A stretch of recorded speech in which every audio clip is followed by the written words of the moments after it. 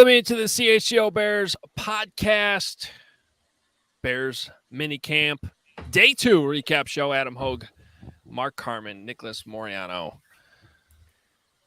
What's going on, boys? How we feeling? People already stirred up. Apparently you caused a whole stir up there, buddy. Apparently this is all on you. I don't know. I was driving home from Bears practice. I had a great day at minicamp, and then I'm listening to Hoge on the radio. Yep. The park at the Spiegel. It's like, the ball's got to come out quicker. This guy is just, it's not looking like it's supposed to look. And now Twitter's coming after you. Yeah. So essentially, I had the same conversation I had with you. Yes. Before Before you got in your car on the radio. You weren't mad at me when we were having it in person, but listening to it on the radio, you're mad about it? Yeah. Okay. Yeah. I just wanted to clarify that.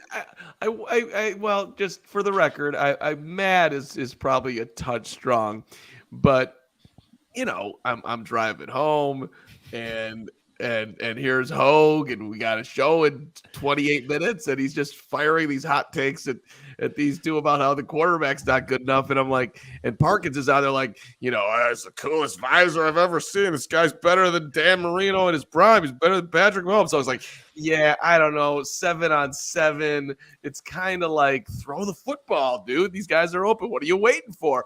And I just thought that my guy, the mansion, normally you're pretty there to build a mansion.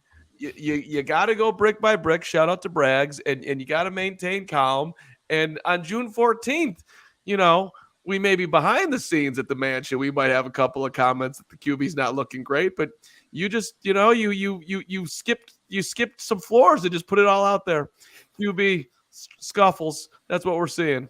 I don't know how you feel about this, Nick, but Nick, I didn't hear the hit, but I mean, we did see another day where, Justin Fields didn't look as accurate as, OTAs, where he was hitting DJ Moore and, so everybody kill Nick now. Nick said that. Get him now. Get on him. Get me. You're not allowed to say that. You're not allowed to say what you saw. Get him. You know what, guys? Actually, this is here's I'm gonna settle the room a little bit because I got an awesome direct message from someone who listens to the show, Tyler. He said, "Hey Nick, big fan of what you guys do and wish you guys didn't get smoked for just reporting what you see. I can't tell you how much I appreciate the information your team puts out there for his listening. Wish everyone appreciated more, but just wanted to pass that along. Bear down." Tyler, I appreciate that. That's what we're doing. We're just we're reporting what we're seeing out there. This is minicamp. There's going to be missed passes. There's going to be interceptions. There just happen to be more of those today than there had been maybe yesterday in an OTA. So I appreciate Tyler for sending the message, and we're relaying what's kind of happening out there at Hallis Hall. To quote Adam Hoge on Parkins and Spiegel, it's minicamp. I don't expect to see the ball hitting the ground this much. I mean, this is coming from a guy who's wearing a caramel. He's getting ready to coach right after this. I mean, this man knows football, and it was put out there. And Tyler, thank you. Listen, we're all in agreement here that Fields had an up and down day. It's had an up and down 2 days, and it's still a work in progress when when you look at it, that's the only way to see it. And I put it out there that, my top 3 takeaways, number 1 was that DJ Moore is going to get the football a ton. He's getting the ball a lot. That's what it looks like. And people are like, well, is that because they don't have Chase Claypool and Darnell Mooney? Yeah, it's partly because of that. But once you fall behind in life, it's hard to catch up. And maybe Mooney can, but in the case of Claypool, for him to sort of barge into the building chemistry between Justin Fields and DJ Moore, that's going to take something, man. There is a comfort factor going on here. That dude is going to see the football a ton, period, end of story. He's going to see it in single coverage. He's going to see it in double coverage. He's already getting thrown to in double coverage in minicamp. So there's a real chemistry that is happening between those two, and I don't think that train is stopping at all for whoever comes back to the team. That's how I see it. All right. I do have to ask the most important question here, though. Carm, did you finally get arrested and put in prison for breaking into people's houses? Why? Does the orange shirt. I didn't. I was just wanting to make sure you weren't doing this from a prison cell today. Do you not like today's location? I mean, this is a new one today. I thought you guys were firing up for this one. I am fired to clarify that you're okay. Yeah, I mean, You don't need us to bail you out. no, and this place has got some sweet chairs. I kind of like it. Old school feel for it, and we got a good candle over here. The willow candle I'm excited about. I'm not sure about whose doll this is, but great doll. I appreciate them letting me in today, and it was a quick commute, so I'm really happy about it. Why does every studio you work out of have some random stuffed animal? I don't know. That's how people live their lives now. So, all right, that's just okay. I just wanted to clarify. Hey, look. Before we get in the nitty gritty of this, and I realized that there was already a nice social media video cut from that hit from Parkins and Spiegel that, essentially cut out any of the excuses that I may have said on that show or being listed in our comments right here. I promise you that there is not a caveat or excuse, whatever you want to call it, put in the comments right now that I did not say in that hit. There are plenty of reasons why things might not be smooth. I did say that if you listen to the entire thing. I will say that on this show. But the reality is, when we addressed this a few weeks ago, when everything was great, when things were great, it was pretty impressive. And we said it at that time. And I think our commenter, your boy Boogie, said this at the time. He's like, they're just telling you what they're seeing at practice. Last year, there was a practice, maybe two, where it was kind of like today. Not great. We came here on the show. We told you about it. Everybody hated it. Show got fewer views, less likes. We get it. We're in this thing. We understand it. Everybody wants to hear that everything's great, and we're going to tell you when it is. We're going to tell you when it's not. Today was not a great day for QB1. If you want to throw it out as a bad day, I'm all for it, man. It happens. It's going to happen in training camp. It's going to happen a bunch of times in training camp, probably. You're playing your own team. The Bears are going to win either way. It's going to be either the offense or defense, but the other side is going to lose on those reps.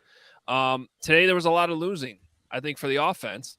And just the thing that I got into on that radio hit that I do find concerning, two specific things, neither of which should really be that arguable. But one is, when you're in 7-on-7, we should not see the ball hit the ground that much. The head coach of the Chicago Bears said that a few weeks ago. He said that. That was a quote he said. That's an expectation. It's 7-on-7. You know what the plays are. You know what the reads are. And are you allowed one incompletion? Are you allowed two? Are you allowed three? Sure, but it was not great today. And then the other thing that I think is more of a big picture concern, and I didn't really think it showed up that much in the past practices as much as it did today, but I found myself on the sideline. Maybe you guys were standing with me at times where I literally said out loud, "Get rid of the ball, throw the ball, throw it." And I just don't think that should still be happening in 7-on-7. That's my only point. Like team drills, even though pads aren't on, you're gonna get a pass rush. We've seen some legitimate sacks even without pads on. That's gonna happen. That's okay. That's not all on the quarterback. But I don't know. You guys responded to all that. It's just one day. I get it, but there's some things I just didn't like today. It's okay. Go ahead, Nick. Mark. Go ahead. No, me. Okay. Well, here. I'm not quibbling with anything you're saying, for the record. What was concerning to me almost more than putting the ball on the ground, and I do want to emphasize that it is June 14th. It is minicamp. There are new players out there. I'm not having any meltdown, but if I was going to grade what happened today, I wouldn't even say it was a bad day. I would just say it was an average day. There were some very fine moments out there for the offense, and just the overall energy around the Bears right now is excellent. And just hearing from guys today, we'll get into that a little bit. Everything that's coming out of Hallis Hall right now, I'm impressed by. DeMarcus Walker was an impressive dude today. So was Robert Tonyan. So was Teven Jenkins. But there are guys running free down the field. Nick and I were standing together at one point, and Fields is not throwing to them. This dude is wide open down the middle and for which would be 30 yards, and he's doing a check down to someone who's covered for 5. And that's just like, that's the biggest concern. How does he process? What is he seeing? How quickly is that advancing? And it did make me kind of take a deep breath and just think to myself, the Bears are going to run the ball a lot this year. And when they throw it, it's going to go to DJ Moore. And that's what it looks like right now. So there are guys open, which is a good thing. And he's hitting them at times, but there's other times like, dude, that guy's wide open, middle of the field. And there was one throw today to Robert Tonyan when somebody else was over. Was open. That was and Tonyan, by the way, had to drop today. But that's my biggest takeaway. The guys are open. He ain't seeing them. Yeah, you guys. I think for me, I think this is a nuanced conversation we're having because, and someone put in the chat here, Fields is missing his number 2 and number 3 guy, and once the defense recognizes DJ Moore, which I said on the score, by the way.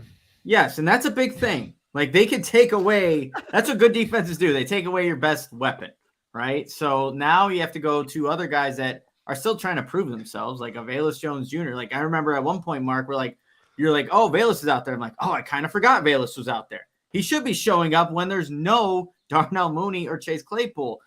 Right after we talked, he had 2 back-to-back catches, so good for Eberflus Jones Jr. So he is missing that.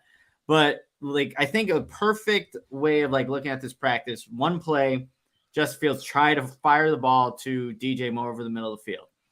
It's nearly tipped by Jalen Johnson, but ends up getting intercepted by Jaquan Brisker.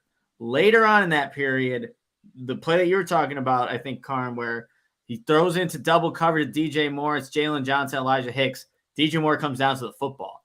So is Justin Fields trying to see these windows in this setting to see what can work, what might not work? Maybe.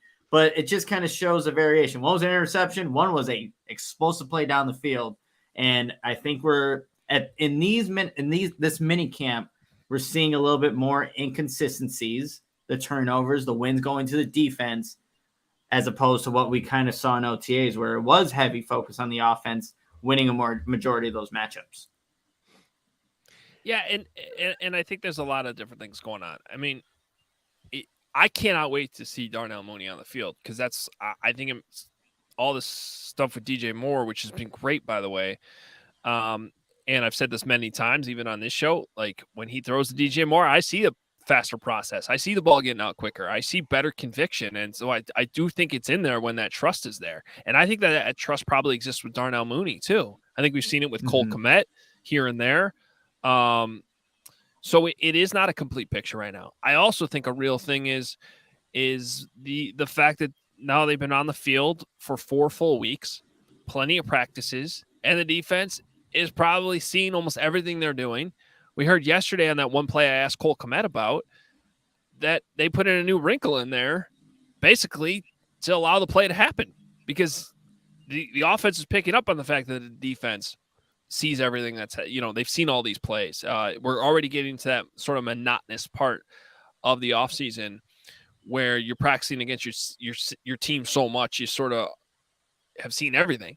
These are all real excuses or reasons for struggles from time to time that are going to keep coming up during training camp too. And that's okay. So yeah, I'm willing to throw all that out there. I think overall in the 5 practices that we were able to watch over the last few weeks, I think 3.5 of them were pretty good. I maybe 3 to 3.5. I think it was more good than bad over the big picture. It's just I don't like that the last 2 days have not been great. Yeah, and listen, I'm seeing a lot of some panic in the chat and some non-panic in the chat. There's no reason to have any panic. However, look, he got sacked yesterday by the 3rd-string defense when there's no rush. What do you make of that? That ain't great. And he's run the ball a bunch. and not a bunch, but he's run the ball a couple of times when he hasn't found anyone. And to me, that's kind of just bizarre. We're playing 7-on-7. There's no real rush. Ball's got to come out. You shouldn't. I mean, he doesn't need to work on his run game. Yeah. This also being said, it's sweet to watch him run. The dude Justin is just a physical specimen. And I still haven't gotten over just looking at him standing out there compared to everybody else and realize, like, he's big, he's fast, he's motivated. There's more talent out there. Like, I expect good things. 100%. I just don't. I just want to know how high is up. Like, where can they get to? And they are definitely not there yet. And they don't need to be. It's June 14th. And you know what, you guys? Yesterday's practice, we saw a 2-minute drill for the offense that looked abysmal, right? It just did not work. But in this 2-minute drill, I think that it was more successful. It was 1:40 on the clock. Justin Fields hit Treston Ebner over the middle of the field, then hits Cole Kmet downfield. He did miss him on the next play. That could have been a big play, but he gets a pass interference call against Kendall Vildor trying to target DJ Moore in the end zone, and then they end up kicking the game-winning field goal. That was not even close to happening in Tuesday's under 2-minute drill. So there were aspects, even in this day where we would say the defense probably won it again, where the offense actually made some improvements. So, yes, there was bad, there was good, but there are certain situations that we did see a little bit of progress there. Let's underline that. There were certain situations where we saw a little bit of progress. Well,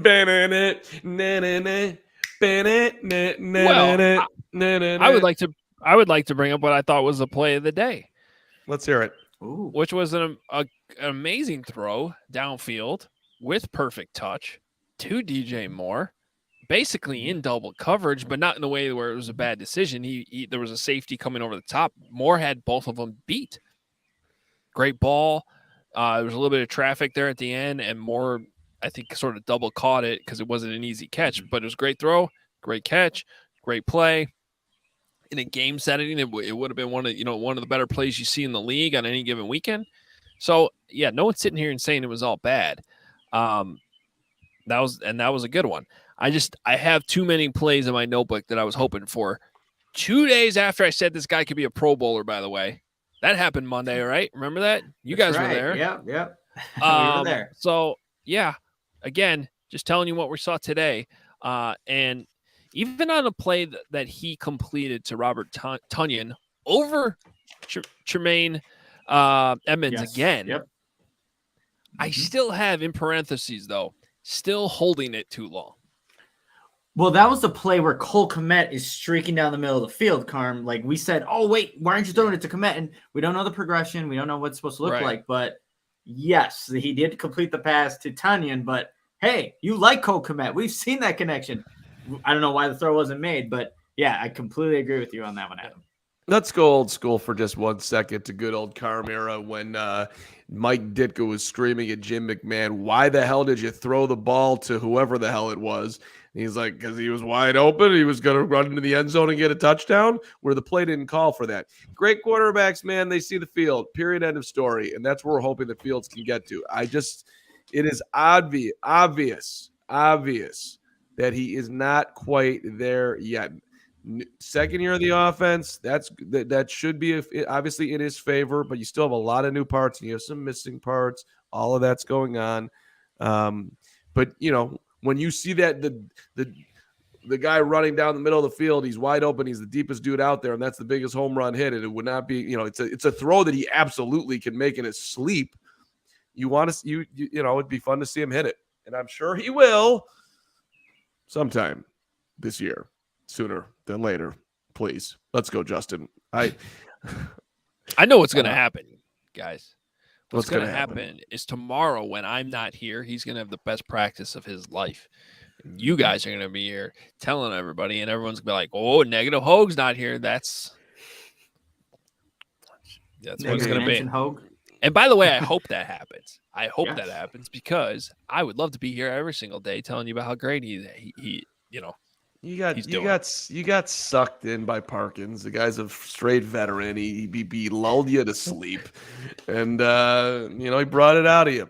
He went there with all his ridiculous. Oh, he looks so cool in the shield, and you had to bring in some reality. It's a good strategy by Danny.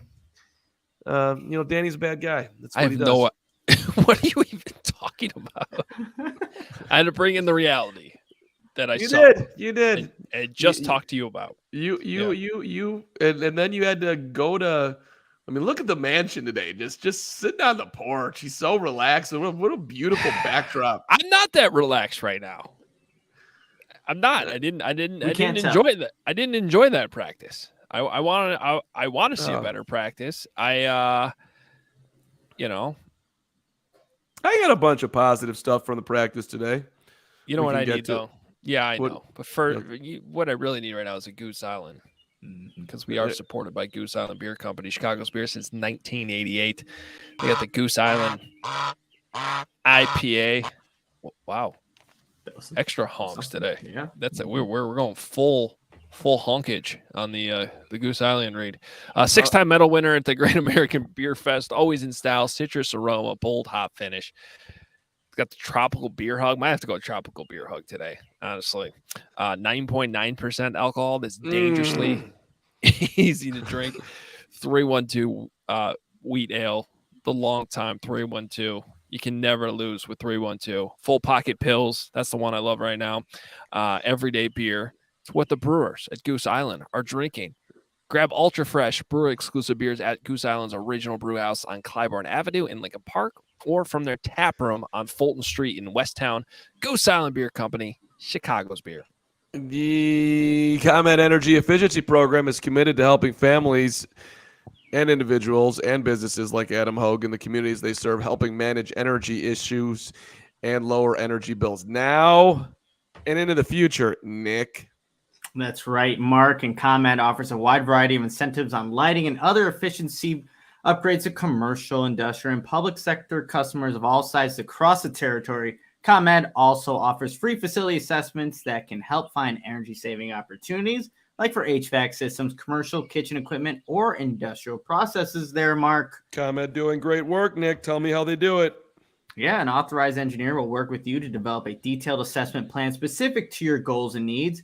These can be done in person or virtually and last approximately 2 hours. Within 3 to 4 weeks, customers will receive a report detailing energy efficiency projects that they can start working on immediately. Each recommendation will include estimated energy savings, cost savings, project cost, potential incentives, and simple payback. And if you own a business, don't wait. Get started saving money and energy today. For energy saving tips, lighting incentives, or to schedule your free facility assessment, go to ComEd.com/poweringbiz. Did you say ComEd.com/poweringbiz? I sure did, Mark. Go schedule it today. Yeah, baby. Thank you. All right, we got a lot of super chats. Let's go to get to. Excited for these. Lawrence is our guy today, as always. Dropping in the super chats, $9.99 from Tyler. He said, Adam, believe you had a podcast that reviewed Josh Allen, Joe Burrow, Justin Herbert. Their media outlets in those markets said not everyone was fully developed in June in their third year, which you have been saying. So this is in reference to an episode we did on Hogan Johns last year, where we talked to the athletics reporters in Buffalo and Cincinnati and in LA, cover the Chargers, and just try to understand like where those quarterbacks were at when they were entering, these crucial times in their what's deemed successful quarterback developments, right? Just to see what we could learn from it, how it could apply to Justin Fields. And I think that there's definitely some differences between them. Seems like Justin Herbert, Joe Burrow, they arrived, more in year two. Josh Allen was definitely more of the exception, not really taking off until year three, more on the Jalen Hurts trajectory, which is another quarterback that I think this offseason you would probably look at very closely if we were to do that same exact exercise. And then, of course, Justin Fields' development is very complicated because his rookie year was a waste of time for everybody. And so, like, even sometimes I notice in our questions or in answers from coaches or players, like they refer to this as year 2 for Justin when it's really actually year 3. So we gotta keep that in mind that 2021 did exist. That was a year that happened. Even though this is year 2 in this offense, I do think it's totally fair to say that Justin Fields should not be fully developed in June of year 3. It is okay to have days that are up, days that are tapped down. And, you know, I can't wait to get to training camp to see how he's developing even more. And really, to be fair, where we can build on days. And this is the first time, by the way, we've had back-to-back days where we can watch practice. Every other week, it's been one day, and then we don't get to see the other practices. So this is the first week. I think I said this on yesterday's show. We get back-to-back days to kind of stack, see how they compare. And once we get to training camp, you get that every day. And it's much more helpful and gives you a much more realistic look at what's going on with QB1. It's hard, and Tyler, we appreciate the super chat. It's hard to compare Fields for all the reasons that Hoge laid out as far as first year of Nagy, and then you also, like, let's not forget what's going on here. First year head coach last year, first year offensive coordinator, marginal talent, and at best, right? And he had an historic year running the football that they unlocked, to their credit, mid-year. So, can they unlock the passing game by bringing in DJ, by adding Robert Tonyan, by Claypool getting comfortable, all that? And then we will see the year 3 out of Fields that the Bears are hoping to see. Entirely possible, but I also like it. It's clearly not. I don't think we're going to see Justin just get to a point where he's just got it, and it just, then and basically it's cruise control from there, or just linear growth. I do think this is going to be, at least through this year, I think it's still going to be a somewhat rocky ride.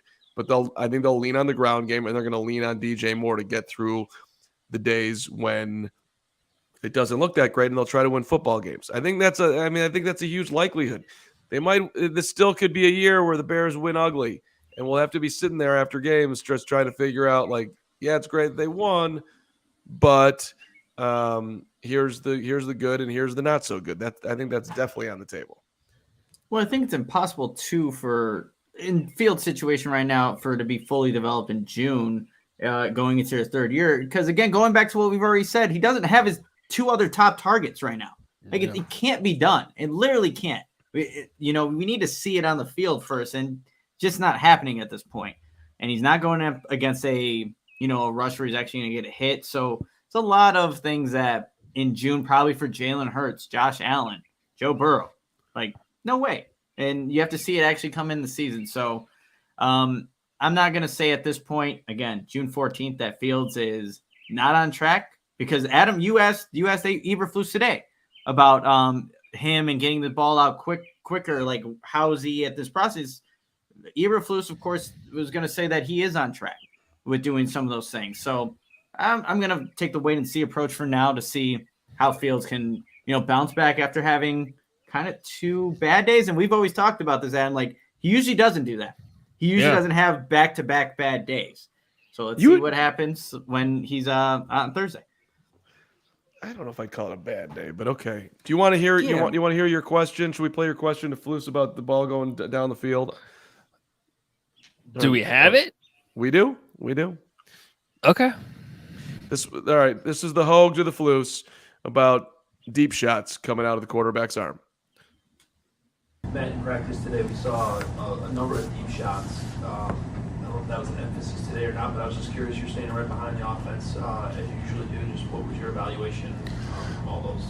Yeah, it's great. You got to back them off you. When teams line up in single high or they line up in certain coverages, we're going to take our shots. And I think our guys are doing a really good job with that. And that's really been the theme all offseason. And certainly take what they give you, but we certainly are going to take our shots with the matchups we like. And it's fun to see the quarterbacks do that. So do you think? Just So that following was up, actually for yesterday. For yeah. the record. I was just typing that in there. That was actually a question from yesterday, but still, Yeah. we didn't play it, and regardless, my point is this: my question is this, asking you guys, and I was gonna ask the Flus, but I didn't get it out today. Do you think that right now, if we had the Flus sitting here and Luke Getsy sitting here, and we asked him, is this team going to win football games predominantly running the football and with a controlled passing game, or do you think it'll be more so throwing it close to 30 times a game? What do you think they would say? It's not the latter. Yeah, I still think they're a run first team. Yeah, they're a run first team. Yeah, I think it's like obvious, right? Yeah. Well, and I think that point's fair. That when you start to talk about how much emphasis they put on the passing game, the amount of reps that they've had, right? It's not really going 7-on-7 for like 10, 12 minutes or whatever it is, right, in a row. And the amount of reps you're getting in that time period is nowhere in a stratosphere of what it's like in an actual football game when you're setting up plays on plays, using the running game, and trying to get the defense trying to manipulate the defense, which goes back to the question, right, about the deep ball, which they were working on a ton yesterday with mixed results. We talked about in yesterday's show, some really good plays, some drops, and some balls that just weren't there at all. Like the helicopter we saw nearly hit the ceiling that Justin threw at one point, which I think slipped out of his hand. So I think that those are all valid points and excuses, right? As we break this thing down and talk about it over and over and over again. So I do think that when you narrow it down to, hey, what's the absolute concrete thing that we've seen that's really good? And that's him throwing the ball to DJ Moore, right? Ding. You're right. And at times Cole Kmet and Darnell Mooney's not out there. When therefore we're just going to assume that they're running the ball as much as we think they are, and they're doing it successfully to set up those pass plays and those shots downfield, which we all know Justin Fields can throw, that's where the it's June, it's practice argument is valid. 100%. 100%. Yeah. Yeah. And I am loving the chat today. Nathan Campbell, y'all are tripping. Hey, Nathan, if you were at practice today, I think you'd have the same reaction. I mean, I didn't see a whole lot of people who were watching practice today, not have some level of look on their face like, By the way, let me tell you something. Today was like kind of a cool barbecue that the Bears do for their entire building, and it was kind of like family day out there for their employees. And so there was a bunch of Bears employees, from all different departments within the organization, marketing, sales, like tickets, whatever, like just mingling around the practice field, wearing Bears polos. Plenty of them had some side looks on their faces too as they were watching what we were watching. Okay. So it wasn't just us. That part of today, I wanted to go in that tent and act like I was, a fan / VIP and have some lunch. It looked delicious. The Bears were doing a first-class job with that. Oh, you could smell it when you pulled up. When you parked and you were walking up, the grills were going. I was like, okay, we are going to eat today. No, we're not. Yeah. Not for us. Gary Ross's buddy apparently was there at the barbecue with his family. We expect a full report back. Gary also wants to know how the rookies are doing. I don't want to get yelled at by Gary later on Twitter that we didn't address Gary today. Gary, I love you. Well, what other super chats we got? Well, we can get to the rookies. Yeah, well, I think everybody wants to know about the rookies. I don't know who stood out though. I all I know is when I look out there, Gervon Dexter's huge. Dude's a big dude. Let's play a quick game. Name a rookie, and I'll give you like a 1-sentence response. Not for today, but in general. Zach Pickens. Roshan Johnson. Oh.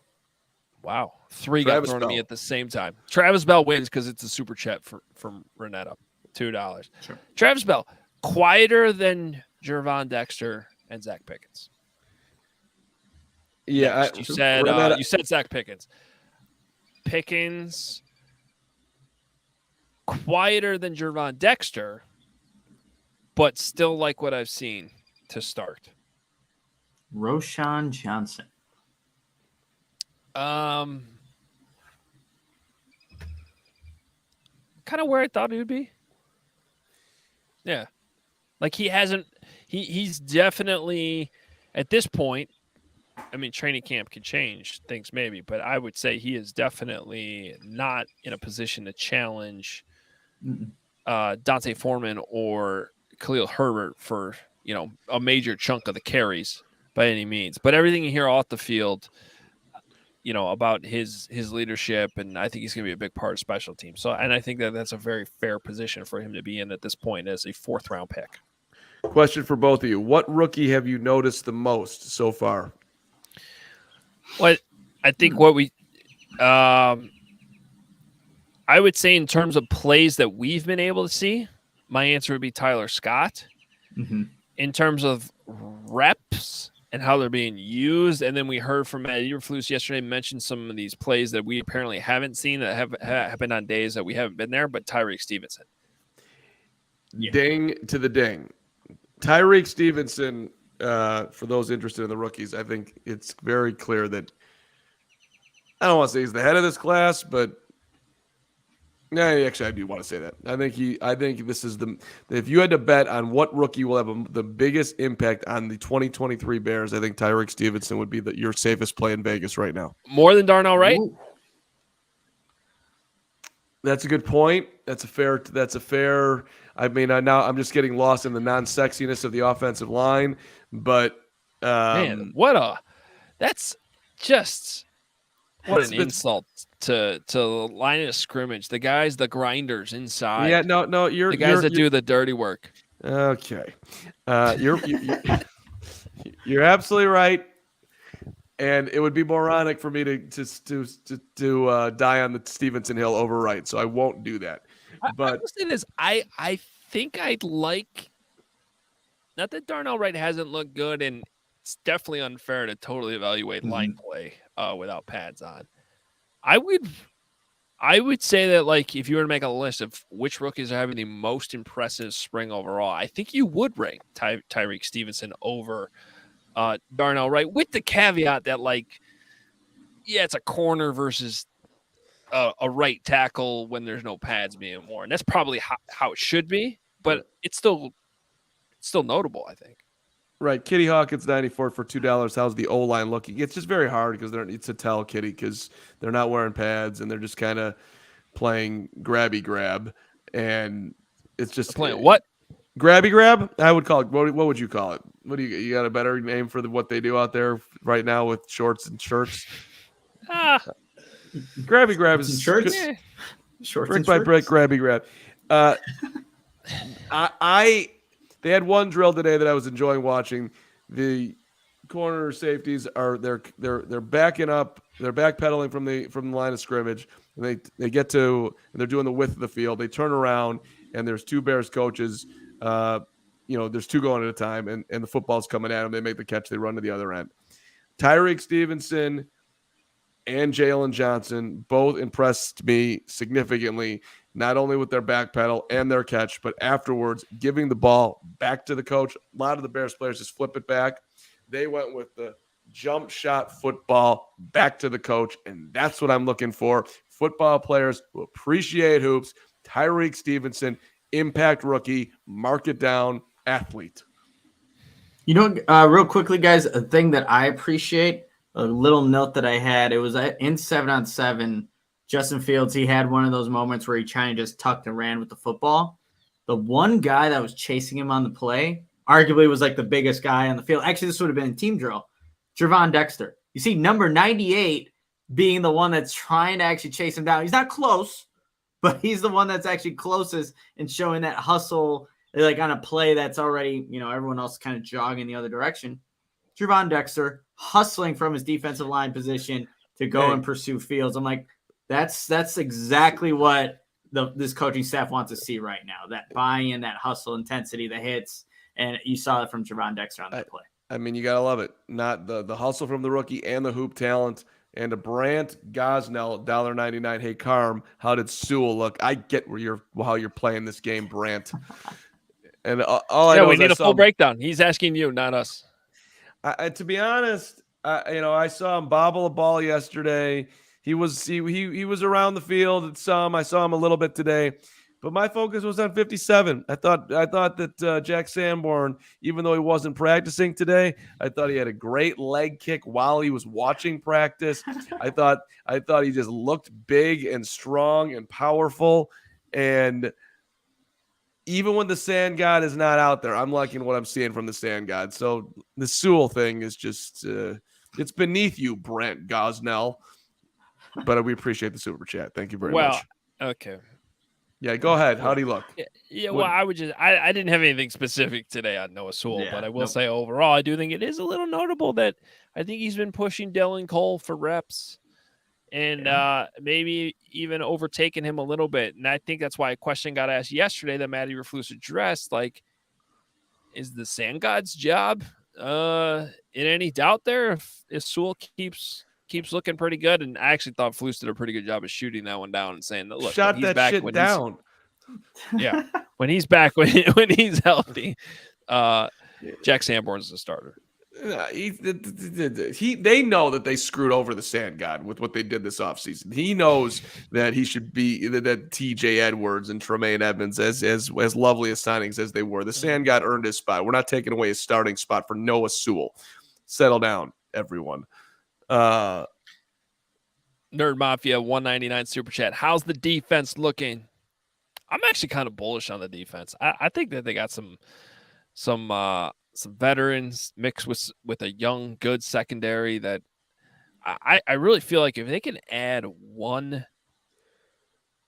somewhat decent pass rusher that can at least give them like 7-8 sacks, something like that would be a huge piece to make this defense. I'm not saying that they're going to be great, but we had this conversation a few weeks ago about them, possibly getting top 5 in takeaways this season. I think that they can make a push. They don't think that they were really that far away, despite how everything sort of fell apart late last year. Low key, Flus was asked today about adding someone to rush the passer. And he kind of, did you guys not see a little twinkle in the Flus eye when that was asked? Well, I don't know, but maybe we absolutely will. That's what I saw. And then yesterday, Justin Jones was asked the same thing. Hey, what about another pass rush? He was like, well, I'm not the GM, but so it feels to me like Ryan Poles, who, by the way, throw a little more in there yesterday, I've been battling a little bit of a cold, so I walked out of the indoor practice, walked outside. I knew it. You knew thought what? Monday you were dealing with the cold. Yeah. Well, it started last Friday, and, unlike Scottie Pippen, I don't miss games and cost teams championships. Wow, a stray shot at Scottie Pippen. I don't know where that came from, but Matt Eberflus going at Brad Biggs yesterday out of nowhere. That's right. That was an interesting one. Why the hell did Biggs get called out for his lack of hoop talent? I wish he had called me out. If he had called me out, I would have actually fought back right away. Everybody likes basketball except for Biggs. Like, what? I asked him. Yeah, he basically said Brad can't shoot. So, and I asked Brad today for the record. I'm like, why is Flus going after you for your hoop talent? And Biggs was like, I have no idea. So that was like unfiltered Flus just judging the media on their athletic talent. I think he just threw Biggs in the bad athlete corner for no reason. He doesn't know what Biggs does. Biggs is a professional baseball coach leading teams to victory. Brant Gosnell, $1.99. You guys rock. LOL. Thank you so much, Brant. Appreciate it. We could do a long ranking of Bears beat reporters as baseball coaches. Oh God! And put me at the bottom. You got Biggs right up there. You got Johns. I mean, Johns is so committed. He doesn't even show up to practices anymore. It's unbelievable. Being fired. I had Bears security ask me today, where's Johns? That's how much he hasn't been around. Security is noticing. They're worried about his well-being. They're wondering if they got to go on throw out a search party to find him. I mean, Biggs might do a great job, and you might do a great job too, and throw Johns in there also. But I don't know who inherited one of the worst softball teams I've ever seen and just took it to the absolute instant prominence. We won a playoff game last year without you, Mark, against Chirp. We did it. How many games did you win last year? It doesn't matter. How many times did you get smoked? That team stunk. Everyone I talked to was always on base, though. Now you're talking about yourself. How great would it be if a new NFL coach got a job and was like, yeah, that team last year was horrible. Wait till you see what I do with them. I mean, I'm coach and GM, damn it. Putting people in the right spot.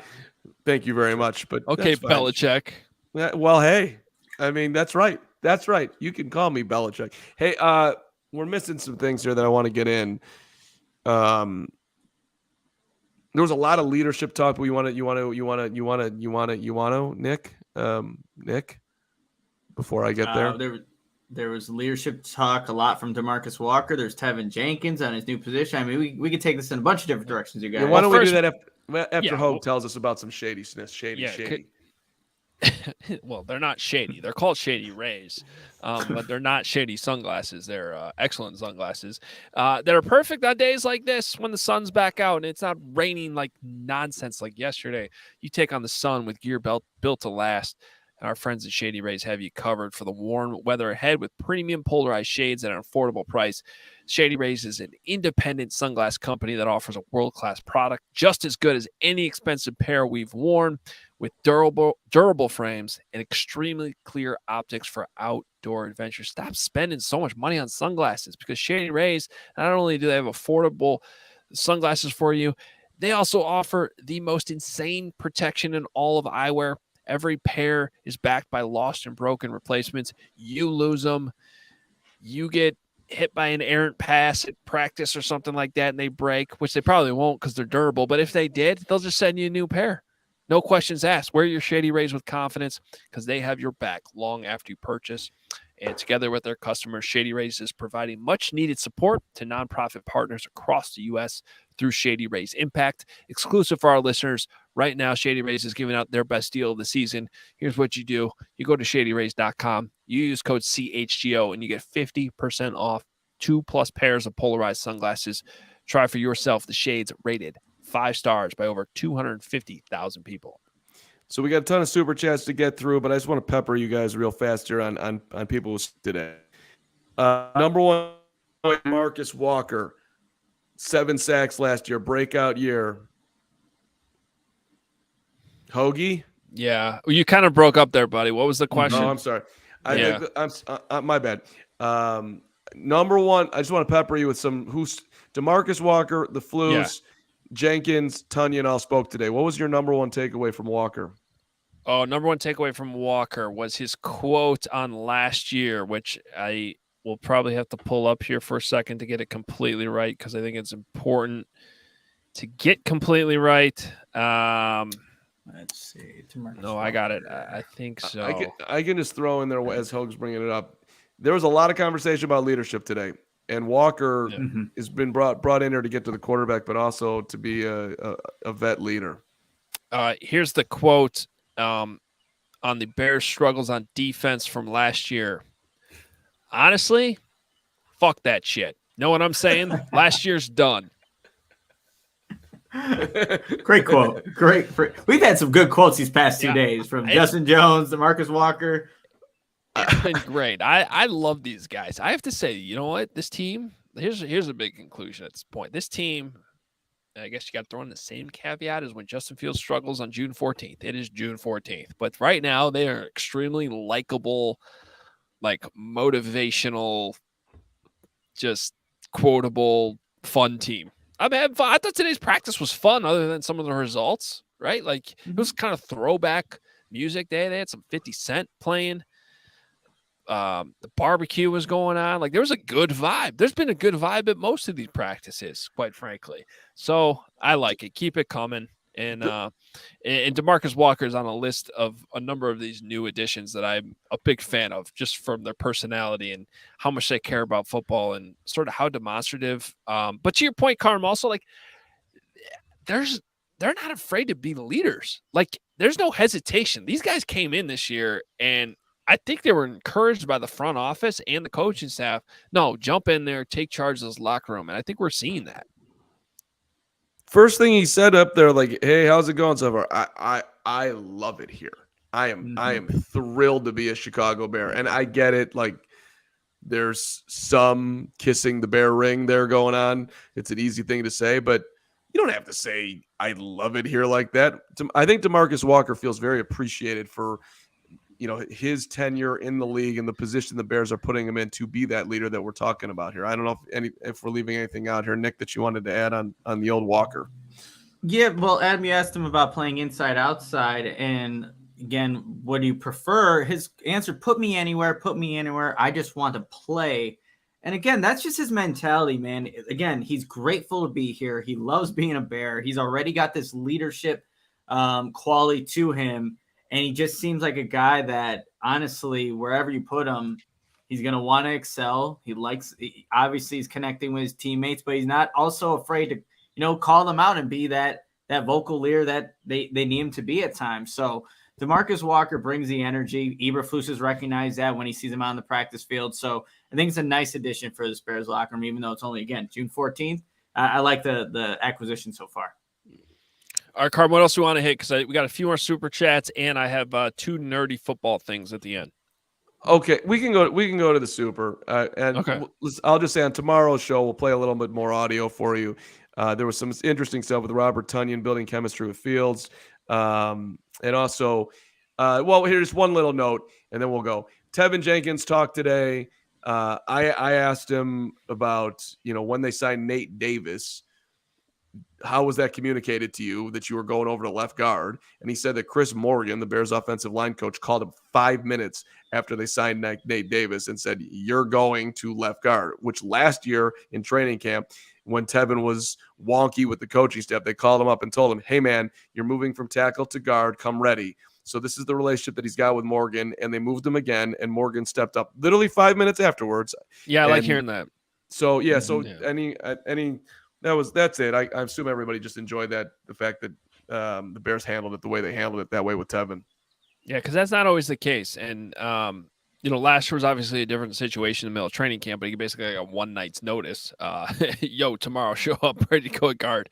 This is a little different. He had 3 weeks then to get ready, both mindset, footwork. He said he had to kind of reverse his brain in terms of the playbook because you're doing an opposite thing, from play run to the right guard is doing something different from the left. You run it to the left. Okay, now you're that guy. So a little bit of a mind trick there that you have to play with yourself, but I liked hearing that. Teven's just an enjoyable guy to listen to, and he's for people wondering about Teven's health, sounds like it's in a pretty decent spot right now, and he's doing a ton of Pilates. Yeah, emphasis on those small muscles in the back, which right now I can relate to a little bit. I have to bond with Teven Jenkins over our back Pilates issues. Yeah, I might have to get. I did Pilates a few years ago. First of all, it's expensive. It's hard.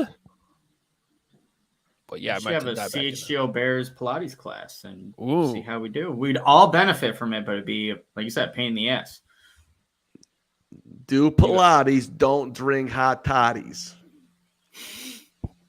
Or cockies. You don't like a Lawrence. You don't like it, please. Lawrence, you don't like a hot toddy? Hot toddy. Yeah, but you said don't drink a hot toddy. Well, it's right. That's right. Doing Pilates is better than drinking hot toddies for you. Now, it might taste better than having a nice hot toddy. Yeah, I disagree. You're going for a hot toddy. Daniel jumping in here, $10. The defense was poor last year. They were disastrously bad. If they're playing better, that is good. The defense playing well is positive for this team. We know Justin can ball out. There you go. Okay. Let's not go too crazy on the defense, but okay. What's up, Robbie? I mean, seriously. Come on. We're not there yet. Toxic King Christian. $4.99. Is there a point where you will start to worry about the injury concerns between Chase and Mooney? Is there a point where maybe we should go after Nuke? Who's that? Nuke? I assume he's talking about DeAndre Hopkins. Oh, maybe. I don't know that. Okay. Well, maybe. I'm not worried. I just don't like I'm waiting for Chase Claypool to change the whole vibe around Chase Claypool. if really is the best way I could put that. Mooney, like that was a serious deal he dealt with. I think right now, unfortunately, we're just going to have to take the next 40, 41 days and trust Matt Eberflus that he's going to be back come training camp. I hope that means he's back full go. My guess is they're going to ease him back in there. That's typically how you handle those things. I'm not worried. I don't like it. Does that make sense? just do that in 5 seconds. Such a I just internet Googled it. It's fine. Everything's good. It's that's DeAndre Hopkins. I did not know that. I did not hear that nickname before. Point Carm. Let's just be honest. Just sensed it. I felt the nuke in the Hopkins. He's gonna nuke you. All right. Let's go. They're not getting DeAndre. To answer that though, they ain't signing DeAndre Hopkins. And also, I'm personally worried about. There was another low key comment from Flus today. I don't know what Hoge's laughing at, but there was a low key little Flusy moment. Just you in general. Mark Grody, our guy, he pushed the Flus for the second straight day. Hey, for the 17th straight day. 17th straight. Hey, is Mooney going to be healthy, or is there anything different going on here, Flusy Flus? And he's like, well, there might be, some setbacks. We're not sure, but everybody tells us that he's going to be there. Why are you doing that? That's exactly what he said. Because that's what. Of course, there could be setbacks. Of course, the coach is going to say that. That doesn't mean he's worried that there actually is going to be one. He didn't say anything about no setbacks yesterday. He said setbacks today. He's been asked the same question 7 days in a row. Well, I asked him about it last week, and he said, yes, he'll be there. Well, Grody broke him down to the point that he got out of setbacks. We might have gotten the real Flus on a setback. Point Grody. Give himself some leeway. He's like, I didn't officially say it, but okay, could happen, fine. There might be some setbacks. Which is until he's out there running free and looking like himself, I think it's fair to be at least slightly concerned that you're not going to have the same Darnell Mooney. The dude had a significant injury, and I don't know what the hell's going on with Trace Claypool, so that's concerning too. All right, Nerd Mafia 499. So Fields up against a solid linebackers core, very good secondary, no pads, 50-50 success rate. I'll take it. It's one way of looking at it. Depends. Defense has to make plays too. Shouldn't be 50-50 and 7-on-7. That's all I'll say. But I also said earlier in the show that I thought he's had more good practices than bad practices so far for what we've been able to see. So that's actually more than 50%. Is that sarcasm? I'm not sure. Hey, Kurt, I see you in the chat yesterday and today. People love the arguable goat hat whenever I wear it. Thank you, buddy. All right, what else we got here? A few more. Vibing with the dogs, 199. Y'all just can't help yourselves in June. Well, come on, vibing. What are we doing? We're not doing it. I mean, well, we're doing a show in June, and we got to talk about what we see in June. And we appreciate your support and dropping a super chat for us in June. Yes, thank you. Hit that like button, everybody. Yeah. The only thing I regret saying is that I'm worried about Claypool's health for soft tissue, which I just said. That one didn't feel great coming out of the mouth, but. I still want to see him healthy. Chase Claypool, until he's good, I'm going to believe that he's not good. I need to see good. Okay, that's okay. Noah, 199. Who should we draft? Drake May or Caleb Williams? That's just way worse than anything else any of us have said today. And Wham, sure. Don't do that. Don't, come on, Wham, sure. You're better than that, Wham, sure. Isaiah closing it out, 199. Thoughts on Fields' mic'd up video today? Chemistry. I have not seen that yet. Have you guys seen it? I heard it. Nope. I meant to watch it and I didn't because I was doing other things, like sneaking into this house. But I look forward to it. Thank you for the hospitality. I leave for the record. I leave a tip. Well, I you could sneak into my house then, Mark. You live too far, Nick. Damn it. Come out to Elmwood Park. It's beautiful out here. I'm like Hollywood Hoge now. I'm sitting in the backyard. Wow. Come join the party. I like it. Lawrence. Yeah. It's that time of year, baby. Wi-Fi sucks in the office, so I had to come out here. Yeah. Better outside. That makes sense. That works.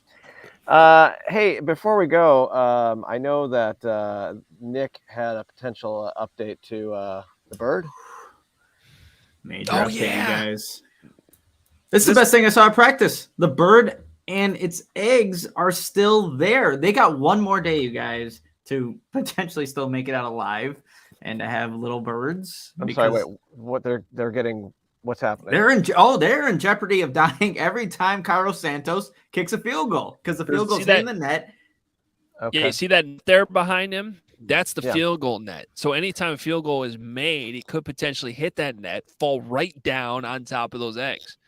Oh, but well, Nick was saying like they have one more day to become born and leave, otherwise they're going to die. And I'm like, what are they going to bulldoze this section? They're not, right? They're one more tomorrow's day last practice. Yeah, they got to need survive avoid tomorrow. dying. Yeah, okay. Right. What I'm more shocked by than the odds of one of those footballs coming down and hitting the eggs, which actually seems relatively high when you're watching those field goals happen. I mean, how have those survived the coyotes that are around there? I guess I don't necessarily know what coyotes eat, but they seem like they're always pretty hungry. And Hawks. Who doesn't at love a least bird check egg? something like that. I've seen hawks come down and go after eggs like that. They're right out in the open. So I don't know as if far that's as some the type of field goals, though. Is it underneath the uprights, or is it off wide left or right? Because that actually might affect their chances. No, it's just a little bit. If you picture a field goal being made, a made field goal slightly to the left. Okay, so they're probably okay. Is what I'm saying. I have insights. First of all, uncalled for. The field goal kickers have been great, both of them. Yeah. I have inside sources that have told me that the Flus does not go home, and he has been protecting the bird and the eggs. Full service Flus. Dude's out there with a shotgun, ready for anybody to even think about going close to that net. And that's why we love you, Flus. My guy. He doesn't need a shotgun. We've all seen the picture of him. He's got freaking cannons for arms. So excellent point. Yeah. Excellent point. You're right. I've also seen that bird spread its wings and make whatever weird noise it's making, and it's kind of freaky. And I think that thing's super bird that's fighting off coyotes every single night. That bird knows football. Right when they go to somehow it knows the field goal's coming. It starts freaking out. Lawrence, you would absolutely be entertained by it because the thing literally goes crazy, and knows how to like wiggle through the net. Does a great job, that bird. Yeah, that surprised me when I went through the net. I was like, "Whoa, you are a superhero bird." I didn't know that was possible. I thought I was going to get stuck. All right. Well, I had some nerdy football things. I think I'm going to skip them.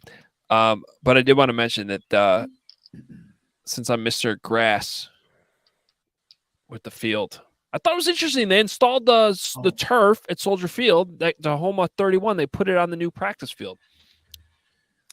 And Flus talks about it. He underlined it. Now that is a good organization. Same grass here, same grass over here. This is what we play on. We're used to it. That's feels like a Kevin Warren moment. Which, by the way, Nick saw me. Warren was walking today. He gave me we waved. Carman Warren waving today. So the Bears Soldier Field is still on the board. Absolutely. That wave. Exactly. And then yesterday, I started to say this when I went out for the coffee. He gave me the wave. Don't tell me that doesn't mean that it's not on the table. I'm just picturing you and Kevin Warren having hand signals for updates on the stadium, which I could actually somewhat believe that being a real thing. I mean, Cole Kmet knew you were Mr. Stadium guy yesterday, so Kevin Warren must know. True. It was a great wave. Nick was pointing at me right after. And then yesterday, when I had the coughing fit, I go outside. It's raining. And I see Poles is coming to the facility. So I could have gone back in, but I figured he wanted to talk to me. So I hung out. And then he walked by me and he said, "Great weather." And he gave me we had a little fist bump. And we went on inside. So and what did that mean? It meant that he loves the show and he appreciated coming on and that we're doing a great job. And that's our guy. See, I think it means it was raining, but it means I'm not stopping to talk to you. I'm going to be nice for a second, and I'm going to keep on going because I'm a good guy. That's what it meant. But it was still a nice moment. I enjoyed it, and Poles is my guy. Okay, good. Great vibes here. Gentlemen, I hope you enjoy the greatest practice of all time tomorrow. It is my 10th wedding anniversary. I will be elsewhere with my lovely wife, and I'm gonna miss you guys though. I just want you to know that while I'm enjoying my 10th wedding anniversary, I'm gonna miss you guys, and even more than you guys, the glorious, lovable, friendly listeners, commenters, super chats, likes, even the haters today, because I'm a hater and they're hating me. You guys know I want it. Just feels going to be just fine, everybody. It's okay. Let's sing the song on the way out. QB1, No. my QB1, Nope. hallelujah. No. QB1, And you know how? my QB1. Stop it. As much as I want Lawrence to cut you off and end the show, which would be another great ending, we do have to tell everybody that tomorrow's show will be at 1 o'clock. 1 o'clock. Practices earlier. QB at 1, QB1. Yes. I just muted him. Yeah, we don't have to worry about him anymore. Yeah, that was just Continue with what you're saying. Yeah, please subscribe. Please hit the like button. We thank every one of you. And you know what? Tomorrow's going to be a better day, and everything's going to be just fine. And then we're going to hit the real dog days of summer, where Carm, I guess, can do all the singing he wants. But I'm out for the rest of the week. These guys will take you home. They will be back, though. Day 3 minicamp recap show tomorrow, 1 o'clock. They will talk to you then. Have a good night, everybody.